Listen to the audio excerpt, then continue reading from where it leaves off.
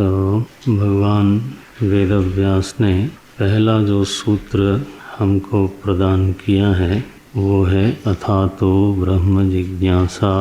इस पद में, इस सूत्र में जिज्ञासा का जो श्रुतियों में शिष्यों के द्वारा किए गए प्रश्न हैं, अलग अलग श्रुतियों में, अलग अलग उपनिषदों में जो शिष्य और गुरु की आख्यायिका देखी जाती है, तो उन आख्यायिकाओं में एक शिष्य है जो प्रश्न करता हुआ दिखाई देता है। उसके चित्त में कोई जिज्ञासा है, वही प्रश्न के रूप में अभिव्यक्त होती है। श्रद्धा से स्निग्ध होकर के, समझने की इच्छा से स्निग्ध होकर के जो संशय होता है उसी को जिज्ञासा बोलते। वाच्यार्थ जिज्ञासा, संशय तो है लेकिन वह संशय समझने की से स्निग्ध युक्त तरल किया गया और विषय में और सद्गुरु में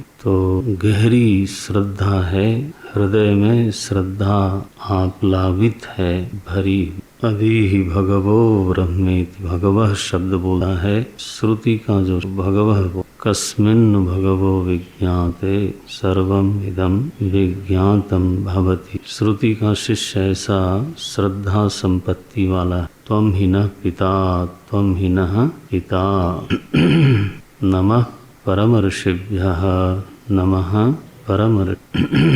प्रश्नोपनिषद में शिष्य सद्गुरु के पास सर्वम ही एतद् वक्ष्यति, निश्चित रूप से हमारे सद्गुरु जिनकी शरण मैंने, तो यह मेरे पूछे हुए सारे प्रश्नों को समझाने में समर्थ हैं, हमको बतावेंगे। तो श्रुतियों में, खासतौर से वेदांतों में जो शिष्यों के द्वारा प्रश्नों का उल्लेख हुआ है, वो सारे के सारे ही प्रश्न जिज्ञासा रूप हैं। वहाँ समझने की इच्छा भी और वहाँ पर श्रद्धा भी बिल्कुल भरी हुई। तो जिज्ञासा शब्द का, जिज्ञासा शब्द जिस तरह से बनाया है, जिज्ञासा शब्द का वाच्यार्थ भी है। तो इस जिज्ञासा का हेतु क्या है, इस जिज्ञासा का विषय क्या है और इस जिज्ञासा का फल क्या है, ये जिज्ञासा शब्द में ही ये तीन प्रश्न संश्लिष्ट हैं, छिपे हुए हैं। अब इसमें कारण ये है कि जिज्ञासा सभी के अंतःकरण में प्राप्त नहीं होती। जहाँ भी कदाचित तत्व होता है वहाँ पर हेतु जानने की इच्छा होती है और आवश्यकता भी हो। माने कोई चीज कभी है कभी नहीं है, तो वो निर्निमित्तक नहीं। कहीं नहीं है, क्यों नहीं, कहीं है तो क्यों है। सहेतुक कदाचित तत्व में हेतु की आकांक्षा हमेशा रहती। तो सभी के अंतःकरण में ब्रह्म जिज्ञासा देखी नहीं जाती। तो वो कौन से हेतु हैं जिनके उपस्थित होने पर अंतःकरण में जिज्ञासा वृत्ति का उदय होता है, उन हेतुओं का निर्वचन होना चाहिए। ब्रह्म सूत्र में जिज्ञासा विषय क्या, इसका उल्लेख होना चाहिए और उसी विषय की जिज्ञासा उसने क्यों की, वहाँ भी हेतु छिपा हुआ। और जिज्ञासा शब्द का, जिज्ञासा वृत्ति का फल, इसका भी। अब देखो इतने सारे श्रुतियों में इतने सारे प्रश्न, उन सारे प्रश्नों का, उन सारे विषयों का भगवान वेदव्यास ने 3 पदों में विवरण सूत्रित कर दिया। उसको क्या बोलते हैं, अतः ब्रह्म जिज्ञास। जिज्ञासा शब्द की जो व्युत्पत्ति है वो भी जाननी। ज्ञान धातु में सन प्रत्यय लगाते हैं। सन प्रत्यय का स्वभाव है कि वो द्वित्व करता है। ज्ञान धातु में सन प्रत्यय लगने से जिज्ञासा, जैसे मुच धातु में सन प्रत्यय लगने से मुंह का द्वित्व हो गया, मुमुक्षा। तो भोग की धातु में, भुज धातु में जब सन प्रत्यय लगाते हैं तो शब्द बनता है बुभुक्षा, भ का ब हो जाए बुभुक्षा। तो इस तरह से सन प्रत्यय लगा करके, ज्ञा धातु में सन प्रत्यय लगा करके ये शब्द बनता है जिज्ञासा। अब इसका अभिप्राय क्या है? हमारे जो व्याकरण के पारदर्शी आचार्य लोग थे वो तत्वदर्शी, क्योंकि शब्दों के अर्थ के अनुसार ही शब्दों का निर्माण करना ये उनका एक आग्रह हुआ कर, माने जैसा अर्थ है उसी अर्थ का अवबोधन कराने में समर्थ कोई शब्द बनना चाहिए। शब्द ही ऐसे बन जाए कि वो अर्थ का बोध करा दे। तब ज्ञा धातु में एक तो जानना है और साथ में सन प्रत्यय जो है वो इच्छार्थक है। तो जानने की इच्छा, इच्छा में अनेक रूपता हो सकती है, इच्छा असंख्य हो सकती है, लेकिन यहाँ पर इच्छा को एक निश्चित विषय के साथ जोड़ा गया। इच्छा क्या है? बोले जानने की है। अब देखो इसमें पाना करना शामिल है नहीं शामिल है ये बात तय नहीं की जा सकती। इच्छा क्या है? केवल नहीं, केवल शब्द लगाओ, बारीकी देखनी पड़ेगी ना। मैंने मीमांसा इसलिए हो रही है कि उसकी सूक्ष्मता हमारे चित्त में व्यक्त हो जावे।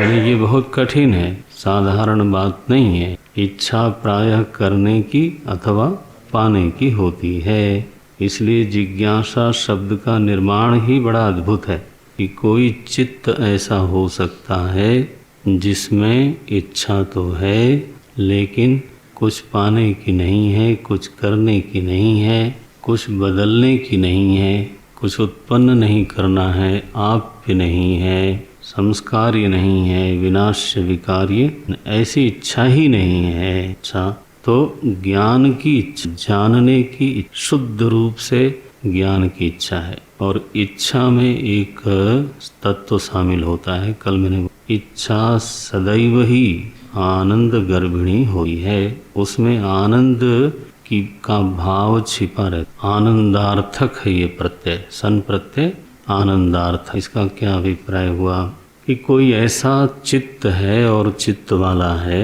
जो ज्ञान में ही सुख देखता है, माने भोग में सुख देखने की बजाय, परिवर्तन में सुख देखने की बजाय, संग्रह विग्रह में सुख देखने की बजाय, साम्राज्य सुख देखने की बजाय, देख रहे हो शब्द कैसे, पद प्रतिष्ठा में सुख देखने की बजाय, जय पराजय में सुख देखने की बजाय, कैसा निर्मल चित्त होगा जिस चित्त में इस जिज्ञासा का अंकुरण होता होगा। सरल तो नहीं है, इसलिए गौणी वृत्ति से हम सभी को जिज्ञासु भले ठीक है, लेकिन अन्यथा तो जिज्ञासा पद का जिस तरह का अर्थ बनता है उस दृष्टि से तो जिज्ञासा सभी के चित्त में हो ही नहीं। ज्ञान में ही इतना विवेक है उसका कि जानने से ही सुख हो जाएगा। ये छठे अध्याय का मेरे ख्याल से 7वां या 8वां ज्ञान विज्ञान तृप्तात्मा समलोष्टाश्म। आप उसके हृदय का ध्यान करो, आपका हृदय पवित्र हो जाए। कहाँ तृप्ति है उसको? ज्ञान विज्ञान, ज्ञाने एव तृप्तः विज्ञाने एव तृप्त, और वस्तु के प्रति समलोष्टाश्म कांत। ऐसा दिव्य दिव्य व्यक्तित्व, ये हमारे शास्त्रों का महानायक है। हमारे शास्त्रों का महानायक कोई सम्राट, कोई अरबपति खरबपति नहीं है। इस देश के शास्त्रकारों ने जब महानायक का निर्धारण किया तो पता नहीं और देशों का क्या हाल है, लेकिन यहाँ तो यही है। नृपाल मौली मौली व्रजरथ शरद विराजत झष कन्यका। नृपाली, नृपों की अली पंक्ति, उनके मुकुट की मणि जिसके पादुका को स्पर्श करती, मुकुट में मणि लगी है, वो मणि स्पर्श करती है किसका? वो पादुका का। आप स्तोत्र पढ़ते हो ना, वो ऐसा अर्थ है। सबकी पादुका पर राजा के मुकुट की मणि, और यहाँ तो लिखा नृप अली, अली माने पंक्ति, सम्राटों की पंक्ति लगी, लेकिन वो धन्य अंतःकरण है ना, इसलिए पंक्ति। जिज्ञासा शब्द से ज्ञान विज्ञान तृप्तात्मा उच्यते।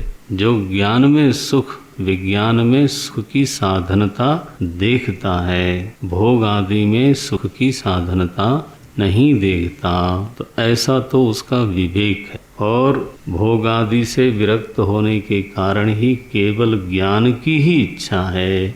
इच्छा का और कोई विषय निर्माण, परिवर्तन, उत्पादन इत्यादि की इच्छा नहीं है। ऐसा वैराग्य है। सूत्र है ना, ये विश्वतो मुखम हो जाएगा। अभी सारवत है, विश्वतो मुखम है, अल्पाक्षरम है, और आपको कहता हूँ असंदिग्ध है, अस्तोभम है, अनवद्यम है।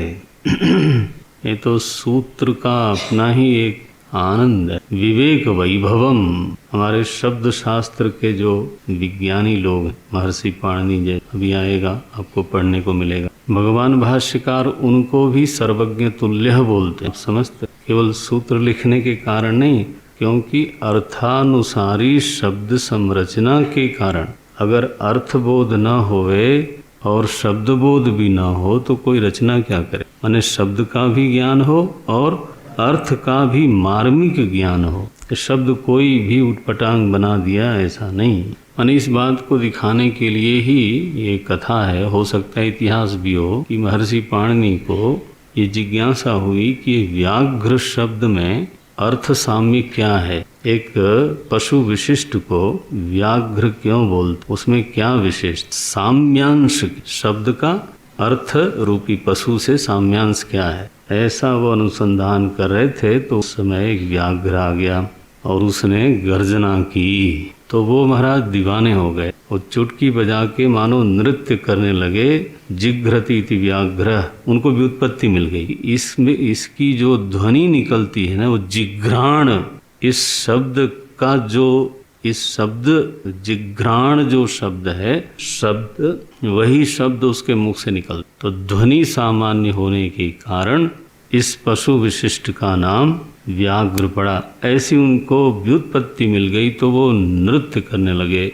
शेर खा गया उनको, ऐसा इतिहास है। लेकिन वो तो यही नृत्य करते रहे, जिघ्रति इति व्याघ्र, जिघ्रति इति व्याघ्र। कैसी निष्ठा है, कैसा समर्पण है। ये लोग हैं शब्द विज्ञानी। बोले शब्द शब्द है, अरे इसको जानो। लोग परिश्रम करना नहीं चाहते तो कबीरदास जी का दुआ जरूर उठा लेते। पोथी पढ़ी पढ़ी जगमुआ, पंडित भया कोई, 2.5 आखर प्रेम का पढ़ा सो। तो पढ़ने को तो फिर भी कह रहे हैं ना, माने चाहे छोटी ही चीज, लेकिन अब वो 2.5 अक्षर होगा तो आप समझते हैं सूत्रवत हो गया वो, तो फिर सारे पापड़ बेलने पड़ेंगे। आसान है क्या? ये तो प्रमादी लोगों को एक ओट मिल जाए। श्लोक उठ नहीं रहा है। उसका अर्थ है कि भगवान राम की सेना में जो वानर शामिल थे वो समुद्र को लांघ गए, वो ठीक बात, लेकिन समुद्र की गहराई का उनको कुछ अता पता नहीं। ये बोला उन्होंने। गांभीर्यम जलनिधे है, जलनिधि का जो गांभीर्य है, जानाति, वो मेरु पर्वत के लिए एक शब्द है। मेरु पर्वत ही जान पाता है, ये बनरे नहीं जानते। लांग तो गए, तो समुद्र मंथन जब हुआ तो इतना विशाल मेरु पर्वत समुद्र की अथाह गहराई में उब चुब होने लगा, डूब ही गया पूरा, समझो। वो तो कच्छप अवतार लेके भगवान ने उसको ऊपर किया। तो जानाति, वो गहराई जानने वाला वो मेरु पर्वत। इसी तरह से शास्त्र में भी भावार्थ और ये सब बातें है ना, शब्द के ऊपर ऊपर तैरने वाले हम बोल देते हैं हमने ये पढ़ा है। अब बोलना गलत भी नहीं है, आफ्टर ऑल कहीं सुना होगा, कहीं पढ़ा होगा, किसी यज्ञ में पढ़ा होगा या खुद ही पढ़ लिया होगा। लेकिन महाराज सच्चाई यही है कि जब आप परिश्रम करोगे तब एक जिज्ञासा शब्द ही ऊब चूब करा सकता है। तो ये है जिज्ञासा। ज्ञान धातु में सन प्रत्यय लगा करके जिज्ञासा शब्द बनता है, इच्छार्थक है। अब इच्छा में आप समझते हो, इच्छा में कर्तृत्व तो नहीं होता। अभी चलो जिज्ञासा शब्द पे ही मीमांसा हो रही है। इच्छा में कर्तृत्व तो नहीं होता और इसीलिए इच्छा के कारण पाप पुण्य नहीं होता। इच्छा तो चित्त भूमि में अंकुरित होती रहती है, तो चाहे जितनी भी निषिद्ध इच्छा का अंकुरण हो जाए, इच्छा मात्र से पाप का निर्माण नहीं बनता। और पुण्य का भी निर्माण नहीं होता। इच्छा आ गई तीर्थ करने की, इच्छा आ गई तो यज्ञ कराने की, दान करने की, इत्यादि इत्यादि। कलयुग में तो गोस्वामी जी ने भी लिखा, भागवत जी में भी लिखा कि मानस पुण्य हो ही नहीं पापा, ऐसा तो कहा उन्होंने लेकिन अब हम बताते हैं इसको। इच्छा में अपूर्व सृजन की सामर्थ्य नहीं है। अपूर्व माने पाप पुण्य रूपी जो अपूर्व है उसका सृजन ये इच्छा नहीं कर। उस इच्छा का जब जीव चुनाव कर लेता है, हाँ मुझे ये चाहिए, और फिर तदनुसार कुछ सोचने लगता है, योजना बनाने लगता है, माने इच्छा से अपनी अभिसंधि कराई, फिर तदनुसार योजना बनी, तब वह जो मानसिक व्यापार है, ठीक है, उससे पुण्य का उदय हो सकता है, वो भी युग विशेष में, वो भी युग विशेष में। क्योंकि भावना में कर्तृत्व होता है। मैं शुद्ध भाव रखूं, अशुद्ध भाव रखूं, अशुद्ध भाव का परिहार करूं, शुद्ध भाव का संग्रह करूं, इसमें कर्तृत्व इसलिए शुद्ध भाव का भी फल होता है। तो इच्छा में चूंकि कर्तृत्व ही नहीं है, आप उसको उत्पन्न नहीं करते हो, तो जिज्ञासा कैसे कर सकते? ये पूर्व इच्छार्थक होने के नाते, हाँ, तो कैसे कर सकते हो? इच्छा करने का कर्तृत्व तो किसी में होता ही नहीं इसलिए हमारे आचार्यों ने जिज्ञासा शब्द का लक्ष्यार्थ किया है विचार। ये ध्यान रखो, वाच्यार्थ है ज्ञान की इच्छा, उससे भी कई दिव्य अर्थ प्रकट हो। जैसे ज्ञान में ही सुख की साधनता देखना और भोग आदि से वितृष्ण हो जाना, इसके बिना जिज्ञासा का स्वरूप बनेगा नहीं। इसलिए विवेकी अंतःकरण हो और विरक्त अंतःकरण हो, उसी में ये जिज्ञासा का अंकुरण हो सकता है, अन्यथा हो नहीं सकता। लेकिन ये तो वाच्यार्थ है जिज्ञासा शब्द का। लक्ष्यार्थ है क्योंकि इच्छा में कर्तृत्व नहीं होता, इसलिए जिज्ञासा शब्दस्य लक्ष्यार्थः विचारः। तो अब अर्थ क्या बनेगा? अथ अतः ब्रह्म विचारः। तो फिर विचार ही लिख देते हैं, जिज्ञासा क्यों लिखा? क्या भगवान वेदव्यास को विचार शब्द का ज्ञान नहीं था क्या? जिज्ञासा शब्द क्यों लिखा गया? क्योंकि जिज्ञासा शब्द में से विचार तो निकल आवेगा, लेकिन विचार में से ज्ञानेच्छा हो जाए ये जरा कठिन दिखता है। इसलिए श्रुति के सारे शिष्यों के प्रश्नों का संग्रह कराने के लिए श्रुति में ब्रह्म जिज्ञासु जो मुमुक्षु हैं उनके सारे ही प्रश्नों का संग्रह भूत जो शब्द है वो है जिज्ञासा। क्यों? क्योंकि श्रुति का जो शिष्य है वो प्रश्न करता हुआ दिखता है। प्रश्न क्या है? संशय की अभिव्यक्ति, समझने की इच्छा की अभिव्यक्ति है। तो श्रुतियों में ये नहीं कहा आओ अब हम विचार करते हैं। श्रुति में ऐसा दिखाई देता है केनेशितम पतति प्रेषितम मनः कस्मिन्नु भगवो विज्ञाते सर्वम इदं विज्ञातम भवतीति कथमेष प्राणो जायते कोयम षोडश कलह पुरुषः। यह पुरुष षोडश कला वाला कौन है? अधि ही भगवो ब्रह्मेति। श्रुतियों में तो प्रश्न है, तो अथा तो विचारः कर्तव्यः ये शब्द नहीं आता है, बल्कि सीधे प्रश्न करते हैं। एक व्यक्ति है जिसके हृदय में प्रश्न है, अभिव्यक्ति हो रही है। इसलिए जिज्ञासा पदवाच्य श्रुत्यंतर्गत समस्त शिष्यों के प्रश्न हैं, है ना ऐसी भाषा बोलनी पड़ेगी कि मुझे तो नहीं लगता कि ऐसी भाषा छोड़ के कोई सही बात में बोल सकते। इसलिए जिज्ञासा शब्दस्य वाच्यार्थः अपि ज्ञातव्यम लक्ष्यार्थः अपि ज्ञातव्यमेव। जिज्ञासा शब्देन विचारः उच्यते, लक्ष्यार्थत्वेन विचारः उच्यते। कस्मात् यस्मात् विचारे कर्तृत्वम अस्ति, क्योंकि विचार में कर्तृत्व है, इच्छा में नहीं है, विचार में तो है। तो देखो जिज्ञासा पद में दोनों बात लेके, हेतु क्या है? सभी में ये बात क्यों नहीं देखी जाती? जिज्ञासा नहीं देखी जाती, विचार की इच्छा देखी नहीं जाती, विचार की सामर्थ्य तो इस जिज्ञासा के हेतु में कौन सी चीजें हैं, इस बात को दिखाने के लिए अब सूत्रकार बोलते हैं अथ। अथ अब भाष्य, तत्र अथ शब्द आनंतर्यार्थ परिगृह्यते। अब बोलते हैं तत्र माने तस्मिन् सूत्रे, सूत्र में जो अथ शब्द आया हुआ है, इस सूत्रगत अथ शब्द का अर्थ है, देखो पहले अपनी बात कहते हैं, किसी को फंसाते नहीं, उनको मालूम है मुझे क्या कहना है, इसके बाद अगर कोई विरोध में मत होगा उसका उल्लेख करेंगे, उसका परिहार करेंगे, लेकिन अपना मत पहले प्रस्तुत, उनको कोई संशय तो है नहीं, तो साफ बोलते। अथ शब्द आनंतर्यार्थ परिगृह्यते। अथ शब्द का कई अर्थ होता है, करीब करीब 5 अर्थ होते हैं। हमें देख लो, आप पंक्ति है, अमरकोश का उद्धरण है, मंगलानंतरारंभ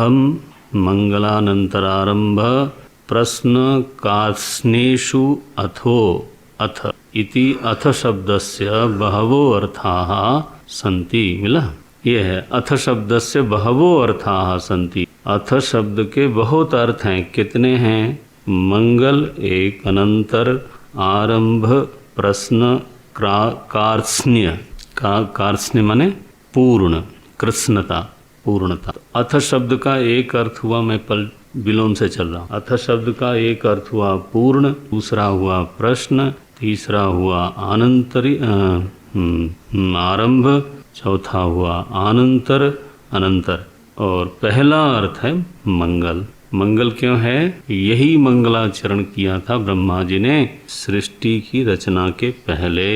2 शब्दों में मंगलाचरण। ओंकारश्चाथ शब्दश्च द्वावेतौ ब्रह्मणः पुरा कंठम भित्वा विनिर्यातौ तस्मान् मांगलिका बुभौ यादि। ओंकारश्च अथ शब्दश्च, ब्रह्मा जी के कंठ से बिना कर्तृत्व के ही कंठम भित्वा लिखा है, माने बलात् ये नाद ओम अथ।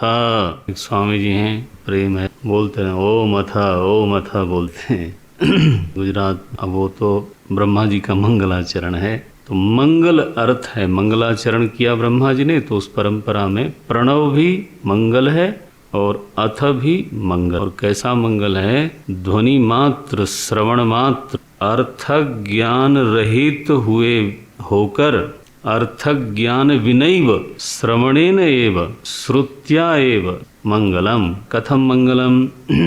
तो मैं आपको एकदम आखिरी पंक्ति देखिए, श्लोक के पहले श्लोक में ये शब्द आ गया, ओंकारश्चाथ शब्दश्च, इसके ऊपर की पंक्ति श्रुत्या श्रवणेन।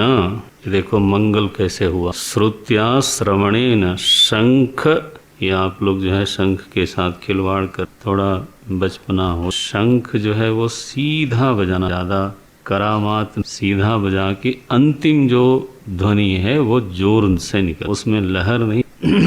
ब्रह्मचारी लोग बाहर बैठ खड़े हो खिलवाड़, मंगल ध्वनि है, भगवान को बहुत, हमने स्वयं जांच करी, अनुभव किया कि अगर ठीक से बजे सने का मन में एक सुख का उदय हो जरा, ठीक है, आज भी सुनूंगा बैठ के। अब प्रसंग आता है तो बोलने की इच्छा रोज होती है। तो पहला है शंख नाम ही लिया, शंख वीणा आदि नाद श्रवण वत ओंकार अथ शब्दयो हो। अब शंख का कोई जो नाद निकलता है उसका कोई अर्थ विशेष थोड़ा होता है, वो नाद ही मंगलकारी है, वीणा का नाद ही मंगलकारी है। आपको मालूम है इसमें शास्त्र प्रमाण है। शंख क्या है? एक समुद्रवर्ती कोई जीव है, उसका वो उसकी हड्डी है ना, स्कल है तो इस पर थोड़ा शास्त्रार्थ हुआ, प्रतिज्ञा की किसी ने कि मनुष्य की खोपड़ी भी पवित्र है। हेतु बोले खोपड़ित्वात्, बोले ये क्या हेतु हुआ? व्याप्ति कहाँ से मिली? बोले शंखवत बनाया। ये थोड़े शास्त्रीय विनोद हैं। शंखवत, शंख भी हड्डी है और किसी की खोपड़ी है, फिर पवित्र है, पूजा में रखी जाती। तो तद्वत मनुष्य का जो कपाल है वो भी पवित्र ही है। बोले बिल्कुल गलत है। शंख हड्डी होने से पवित्र नहीं है, शास्त्रादेश होने से पवित्र। ये देखो इतनी फर्क पड़ जाता, क्योंकि शास्त्र कहता है कि ये हड्डी होते हुए भी क्या पवित्र है, इसलिए शास्त्र विधि के कारण वो पवित्र है, अस्तित्वात् पवित्र नहीं है। तो आप मुंह में लगाते हो उसकी विधि तंत्र है, कहना है विधि तंत्र है, ये प्रत्यक्षादि तंत्र बिल्कुल नहीं है। इसलिए ये शास्त्र तब होता है जब कभी ऐसी जो कि प्रायः साधारण दृष्टि से अपवित्र भी होती हैं, फिर भी लोग उसको पवित्र कहते हैं, तो वो पवित्र प्रत्यक्ष प्रमाण से अधीन नहीं हो करके विधि अधीन होने के कारण ही वो है, और कोई चीज अपवित्र। अब हमारी बुद्धि में, हमारे चित्त में स्वीकार नहीं होता, लेकिन शास्त्र तो मृग चर्म को पवित्र कहता है। चर्म होने पर भी वो प्रत्यक्ष से पवित्र नहीं है, विधि तंत्र है, इसलिए पवित्र है। आप ये ना हेतु बनाना चर्मत्वात् मृग चर्म वत, सारे चर्म पवित्र हैं इसलिए जूता पहने हुए, इसलिए जूता पहने हुए मैं तो आरती उतारूंगा, प्रणाम करूंगा, पूजा करूंगा। तो शास्त्र को जानते ही नहीं हो, क्योंकि वहां तो एक चर्म विशेष विधि तंत्र होकर के पवित्र है। धर्म मीमांसा कर्म मीमांसा के क्षेत्र में ये आदमी जब धीरे धीरे शास्त्र से जुड़ जाता है और उसके प्रमाणत्व को फिर मानने लगता है, तब उसको ये बातें बोले दिखाओ इसमें चर्म में क्या अंतर है, एक्सपेरिमेंट करके दिखाओ। प्रॉपर्टी तो वही है, अगर यही हो जाए तो प्रॉपर्टी के कारण थोड़ा पवित्र माना गया है वो। ये आपको किसने कहा प्रॉपर्टी के कारण पवित्र है? वो तो शास्त्र कहता है, इसलिए है। सभी लोगों की शास्त्र में श्रद्धा होती, एक सरी की श्रद्धा नहीं हो, जानते नहीं। अच्छा भाई, सो श्रुत्या श्रवणेन शंख वीणादिनाद श्रवणवत ओंकार ओंकारौ अथ शब्दयोः ओंकार अथ शब्दयोः श्रवणम मंगल फलकम। तो 5 अर्थ हैं। अब आप यहाँ पे 5 अर्थ हैं, उनमें से कौन सा ग्रहण किया जाए, ये प्रश्न आया। सूत्रगत शब्द है अथ, तो अथ शब्दस्य कौन सा अर्थ ग्रहण किया जाए, भाष्यकार निर्णय देते। आनंतर्य अर्थः परिगृह्यते। देखा, वाक्य बन गया। 5 में से इस प्रसंग में ब्रह्म सूत्र में पहले सूत्र में आए हुए अथ शब्द का अर्थ केवल अनंतर ही ग्रहण किया जाएगा, और 4 अर्थ ग्रहण करने योग्य नहीं है। अरे बोले आप ये कैसे तय करते हो? शास्त्रार्थ शुरू हो गए। बोले आनंतर्य अर्थ ही ग्रहण क्यों कर रहे हैं? न अधिकारार्थ, अधिकार शब्द न प्रारंभ उच्य। टिप्पणी का ने बड़े, वैसे हर टीका में आप कुछ लोग विश्वास करता हूँ कि लोग बाद में पढ़ते रहेंगे, तब इनकी बातें ज़्यादा समझ में आएंगी। आप हमारे स्वामी वामदेव जी महाराज ने कहाँ पछे गांव में बोला, ये भावनगर के पास पछे गांव में नवनीत क्या गुरु शरणानंद, वहाँ वो महंत हैं। मैं भावनगर गया तो वो ले गए जबरदस्ती, महाराज पढ़े हुए यहाँ के। नहीं गुरु गया मैं, संयोग से वामदेव जी महाराज पधारे। महाराज जी के पास जाने से उनसे बहुत बड़े विद्वान थे, आपको बताऊं। स्वामी निश्चलानंद जी को न्याय पढ़ाते थे जब मैं जाता था। निश्चलानंद जी इस समय पुरी के शंकराचार्य हैं। तो भट्ट लोग दिन बात में उन्होंने कहा कि आपके यहाँ अध्ययन तो होता है, लेकिन अध्ययन करने के बाद ये विद्यार्थी पढ़ते कुछ, आज जी को कैसे मालूम, पढ़ाइए। बट बात सही कही उन्होंने, रुचि नहीं रह जाती। ये भी एक होना चाहिए, विद्या व्यसनी बनाने का भी कुछ। न सर्वे किंतु केचित तो भवितुम अर्हन्ति, सब तो नहीं होते, सब तो फिर वो नूनते, फिर वही उनका एक आग्रह हो जाता है। दूसरे प्राथमिकताएं बदल, विद्या व्यसन हो, ज्ञा धातु में सन प्रत्यय लगे, न कि पा धातु में, न कि क्री धातु में। ये बात यानी मुझे बहुत महाराज जी ने देख पढ़ना चाहिए, तब आपको खोले। क्या मेहनत करिए लोग। न अधिकारार्थ, अधिकार शब्द से न आरंभार्थ, क्योंकि अत शब्द का अर्थ कहीं भी अधिकार नहीं है। अमर कोश में दूसरा शब्द क्या दिया इन्होंने, तीसरा, मंगल अनंतर आरंभ, तो अधिकार शब्द से आरंभ लिया, आरंभ। भाष्यकार ने कहा अथ शब्द का अर्थ आरंभ ग्रहण नहीं किया जा सकता। क्यों नहीं किया जा सकता? क्योंकि अब हेतु दे रहे हैं। ब्रह्म जिज्ञासा अनधिकार्यत्वात्, ब्रह्म जिज्ञासा का चूंकि आरंभ किया ही नहीं जा सकता। ये देख, इसमें आरंभणीयता नहीं है कि कोई आवे कमर कस के बैठे चलो आज से हम ब्रह्म जिज्ञासा करने जा रहे हैं। इच्छा का आरंभ नहीं हो सकता, कर्तृत्व ही नहीं है। ये है वो पक्ष, कर्तृत्व नहीं हो, इच्छा में कर्तृत्व नहीं होने से और ब्रह्म जिज्ञासा भी इच्छार्थक है, इसलिए ब्रह्म जिज्ञासा का चूंकि आरंभ नहीं किया जा सकता कर्तृत्व पूर्वक, इसलिए अथ शब्द का अर्थ आरंभ नहीं हो सकता। यह ग्रहण नहीं करना है, माने आरंभ अर्थ का ग्रहण नहीं करना। बोले तो मंगल अर्थ किया जाए। देखो माने कितना शब्द पे इन लोगों का प्रेम है, निर्धारण करने पर तुले हैं कि ना अथ शब्द का फिर अनंतर यही अर्थ होगा और कोई अर्थ हो नहीं सकता। तो एक तरह से नया विचार उठाया, पूर्व पक्षी कह लो आप समझने के लिए, कि मंगल अर्थ करें तो तब तो ठीक है। तो बोले अर्थ जो पदार्थ, ध्यान देना, जो पदार्थ है ना उसका वाक्यार्थ में समन्वय होता, ध्वनि का वाक्यार्थ में समन्वय नहीं होता। तो प्रणव का अर्थ नहीं है मंगल, ओम का अर्थ नहीं है मंगल, बल्कि ओम की ध्वनि ही मंगल स्वरूप है। तो मंगल उसका पदार्थ नहीं है, बल्कि मंगल उसकी ध्वनि है। तो चूंकि पदार्थ नहीं है इसलिए वाक्यार्थ में उसका समन्वय नहीं हो सकता है। वाक्य का अर्थ बनता है पद के अर्थों से, न कि पद की ध्वनि से। तो ये हेतु बड़ा, मंगलस्य च वाक्यर्थे समन्वय अभावात्, दो अर्थों का निषेध हो गया हेतु सहित।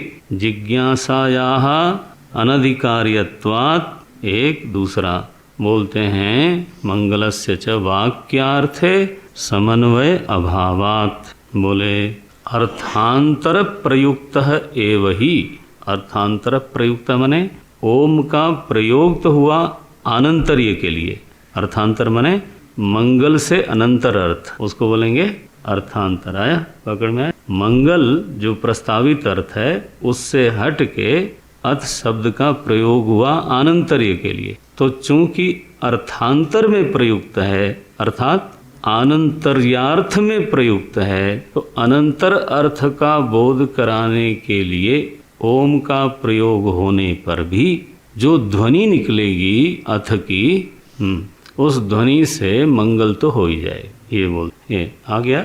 बोलते हैं अर्थांतर प्रयुक्त एव ही अथ शब्द श्रुत्या, देखो श्रवणेन एव श्रुत्या मंगल प्रयोजनो भवति। माने अर्थ बोध करा रहा है वो अनंतर का और ध्वनि से हो गया मंगलाचरण। तो ब्रह्म सूत्र का मंगलाचरण क्या है? अथ शब्द, अर्थ नहीं, अथ ध्वनि। ध्वनि शब्द माने भी ध्वनि ही होता है। स शब्दस्तुमुलो भवत्, तो वहाँ शब्द अर्थ का क्या, शब्द का अर्थ क्या है? हमने शुरू में पढ़ाया होगा, नाद विशेष को वर्ण बोल, नाद की सबसे लघुत्तम इकाई को वर्ण बोल, और नाद का समूह बन गया तो शब्द हो गया वो। क्योंकि नाद जब 100 जुटेंगे तो क्या बनेगा? शब्द होगा। वो शब्द ही ऐसा बनाया है, नाद उसका समूह शब्द। वाक्य कब बनेगा? जब पदार्थ का समूह होगा। नाद के समूह से वाक्य नहीं बनता। इसलिए देखो ये वाक्य कैसा है, मंगलस्य वाक्यार्थे समन्वय अभावात्। मीठा लगता है, आई टेल यू। हम जब पढ़ते हैं, अकेले पढ़ते हैं, तब भी आनंद बहुत रस है। बोलते हैं दो हो गया, आरंभ और मंगल शब्द हो गया। अब बोलते हैं, किसी ने कहा जब आप ये कह रहे हो कि अनंतर्य, तो जिज्ञासा उत्पन्न हुई, आप ये कह रहे हो ना, तो जिज्ञासा का प्रागभाव था तभी तो उत्पन्न हुई। तो प्रागभाव था तो फिर अभाव रूप जो जिज्ञासा जो पहले नहीं थी वो उत्पन्न हुई। तो उत्पत्ति के पहले वो उसने साधक ने क्या किया जिससे वो उत्पन्न हुई? तो पूर्व प्रकृत अपेक्षायाश्च, बड़े छोटे छोटे वाक्य हैं, पूर्व प्रकृत अपेक्षायाश्च फलतः, इतना वाक्य। फलतः, फलतः माने फल क्या है? जिज्ञासा। जिज्ञासा पूर्व प्रकृति का फल क्या बना?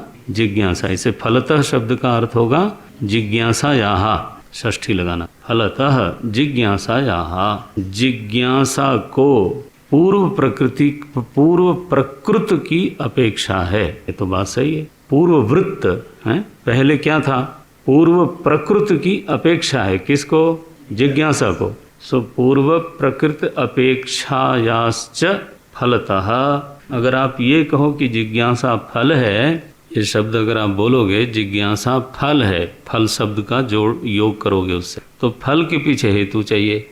हेतु फलात्मक जब संबंध है, फल बोलने से ही हेतु की इच्छा होती है कि किस हेतु। तो हेतु भूत पूर्व प्रकृत कौन है? फल तो है जिज्ञासा, हाँ। और हेतु भूत पूर्व प्रकृत कौन है? बोले वो पूर्व प्रकृत हम बताएंगे, लेकिन पूर्व प्रकृत कहने से भी आनंतर्य का ही बोध होता है और किसी चीज का बोध नहीं होता। बोलते हैं आनंतर्य अव्यतिरेकात।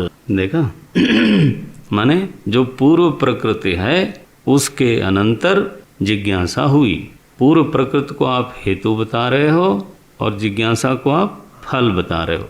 तो हेतु के अनंतर फल हुआ, कारण के अनंतर कार्य हुआ। तो प्रकृत अपेक्षा एक शास्त्रीय शब्द है। पूर्व प्रकृत अपेक्षा, जब भी फल होगा, हेतु होगा अथवा कार्य होगा, हाँ, जब भी कार्य होगा, फल होगा, तो उसमें ये बात कहनी पड़ेगी पूर्व प्रकृत क्या था जिसके कारण ये हुआ।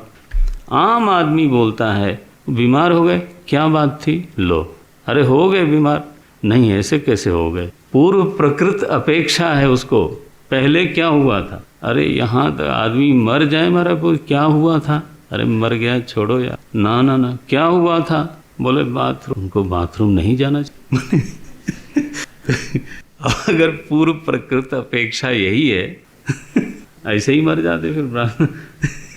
नारायण बोलते हैं अनंतर अर्थ ही निकलता है पूर्व प्रकृत का संग्रह करने से भी। पूर्व प्रकृत अब यहाँ क्या कहना चाहता है? कहो या पूर्व पक्षी कहने में इतना विचार में क्या नई चीज जोड़ना चाहते कि जिज्ञासा फल रूपा है। ये हेतु रूपा तो है ज्ञान के संदर्भ में, लेकिन स्वयं फल रूपा है। माने किसी के चित्त में अगर जिज्ञासा वृत्ति आ गई तो वो चित्त सफल हो गया। ठीक है, फलेन सह, वो चित्त निष्फल नहीं रहा, चित्त सफल हो गया, ये बताना चाहते हैं। इसलिए देखो लोग बोलते हैं जीवन धन्य हो गया, आपका दर्शन करने से जीवन धन्य सफल हो। फल रूप है, दर्शन ही फल रूप है। यहाँ चित्त में जिज्ञासा का आ जाना ही फल रूप है, और चूंकि फल रूप है तो उसका हेतु होना चाहिए। हेतु क्या होगा?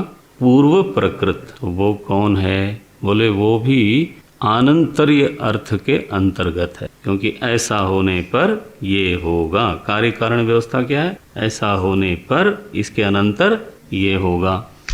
आनंतर्य अव्यतिरेकात् सति। अच्छा, अब यहाँ ये विचार पूरा हो गया। अब इसी में से एक शाखा निकालते, क्या बोलते हैं? सति च आनंतर्यार्थत्वे। बोले हमने मान लिया, क्या मान लिया? कि अथ शब्द का अर्थ अनंतर ही है। 5 अर्थों में से अनंतर अर्थ का ही संग्रह करना चाहिए, ये हमने मान लिया। अब मान लिया तो मुझे बताओ कि वो अनंतर कौन है, पूर्व प्रकृति क्या है? तो बोले तुमको क्या लगता है, तुम बताओ जरा। तो बोले जैमिनी सूत्र में तो ऐसा शब्द आया है, अथा तो धर्म जिज्ञासा। सो यथा धर्म जिज्ञासा पूर्ववृत्तम। धर्म जिज्ञासा का पूर्ववर्ती कौन है? वेदाध्ययनम। जैसे धर्म जिज्ञासा का पूर्ववर्ती माने हेतु माने कारण। ये तो जैसे ये माना गया है कि धर्म जिज्ञासा होने के लिए नियम से, नियमेन अपेक्षते लिखते हैं, धर्म जिज्ञासा चित्त में आवे, इसके लिए यह बहुत आवश्यक है कि कोई नियम से वेदाध्ययन करे। और वेदाध्ययन पूर्ववर्ती है या नियम है, ये भी अर्थ। पूर्ववृत्तम नियमेन अपेक्षते, माने जैसे घट के पहले नियत रूप से मिट्टी है, नियत पूर्व भावित्वम कारणत्व। ठीक है, वैसे ही ये है। नियत पूर्व भावी कौन है? बोले वेदाध्ययन। किसमें? धर्म जिज्ञासा। अब ये शैली आपकी थोड़ी परिचित, शास्त्र ऐसे चलता है, ये शैली न मालूम हो तो वो उतना आनंद नहीं। ये लोग अपनी बात कहते हैं, बहुत प्रबलता से कहते हैं, लेकिन फिर वो उनका अपना तरीका। तो बोलते हैं यथा धर्म जिज्ञासा पूर्ववृत्तम वेदाध्ययनम नियमेन अपेक्षते, एवं इसी प्रकार से ब्रह्म जिज्ञासापि यत् पूर्ववृत्तम नियमेन अपेक्षते तद वक्तव्यम। इसलिए धर्म जिज्ञासा के सदृश ब्रह्म जिज्ञासा को भी जिस पूर्व वृत्त की नियम से अपेक्षा है वो आपको बताना चाहिए। माने नियत पूर्व भावी, ब्रह्म जिज्ञासा का नियत पूर्व भावी कौन है ये अब आपको बताना पड़ेगा, क्योंकि आप ही ने अर्थ किया था अनंतर, तो ये आपका दायित्व हो गया। तो बोलते हैं आपको क्या लगता है वो बताओ। बोले हमको तो ये लगता है कि साधारण कारण है स्वाध्याय। स्वाध्याय आनंतर्यम तो समानम। समानम माने साधारण कारण, माने धर्म जिज्ञासा में भी वो कारण है और ब्रह्म जिज्ञासा में भी, इसलिए वो साधारण। असाधारण कारण कौन है? ये मीमांसक हैं, देखिए क्या बोल। असाधारण कारण है ननु यह कर्म अवबोध आनंतर्यम विशेषः। पहले था सामान्य, अब है विशेष। इसको आप थोड़ा सामान्य विशेष को ऐसे लो, साधारण और असाधारण, ठीक है। जैसे आकाश जल आदि देश काल घट के निर्माण में कारण तो है ही है, बिना देश के थोड़ो घट बन जाएगा, न तो बिना काल के बनेगा।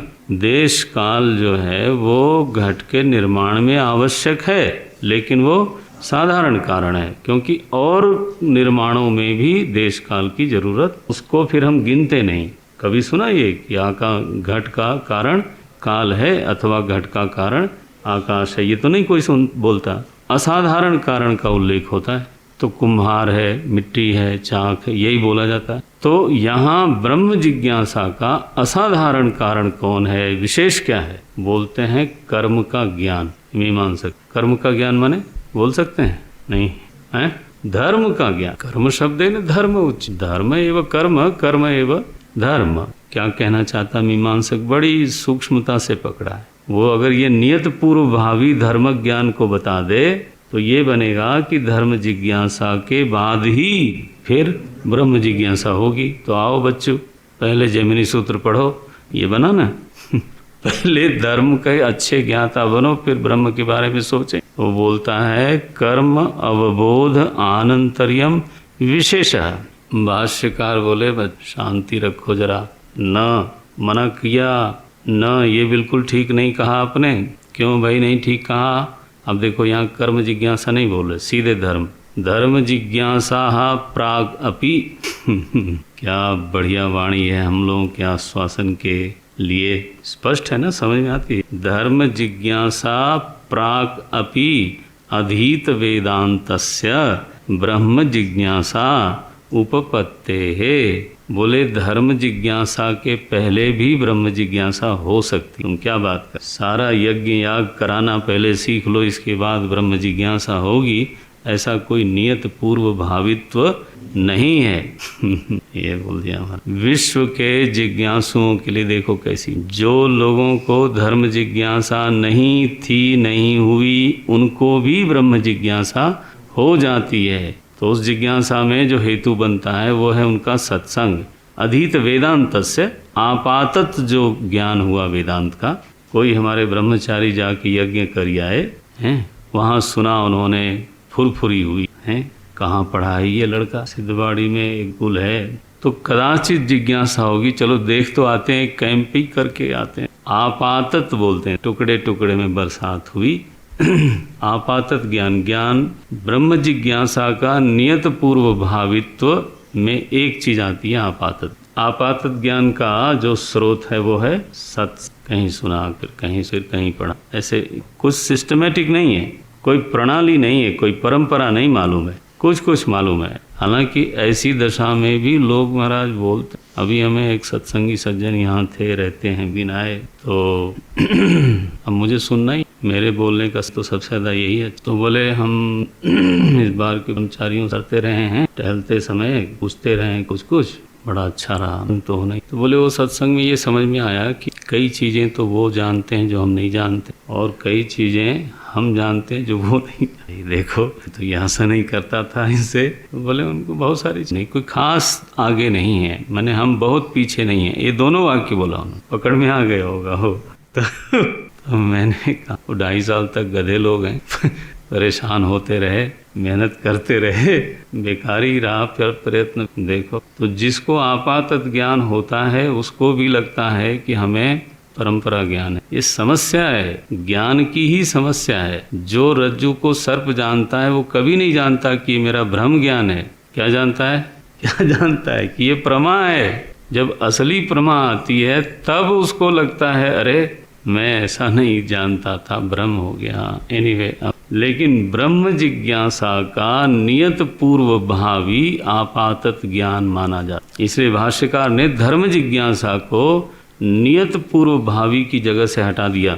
बहुत बढ़िया है, ये बिल्कुल सम्यक है, साधकों का अनुभव सिद्ध है। यही समझ धर्म जिज्ञासाया प्राग अपि अधीत वेदांतस्य ब्रह्म जिज्ञासा उपपत्ते है। बहुत बढ़िया। अच्छा, यथाच, अब देखो ये 10 बज गया भाई, 10 बस अगली का। ओम ओम ओम ओम ओम पूर्णमदः पूर्णमिदं पूर्णात् पूर्णमुदच्यते पूर्णस्य पूर्णमादाय पूर्णमेवावशिष्यते। ओम शांति शांति। श्री ओम श्री गुरुभ्यो नमः। हरि ओम।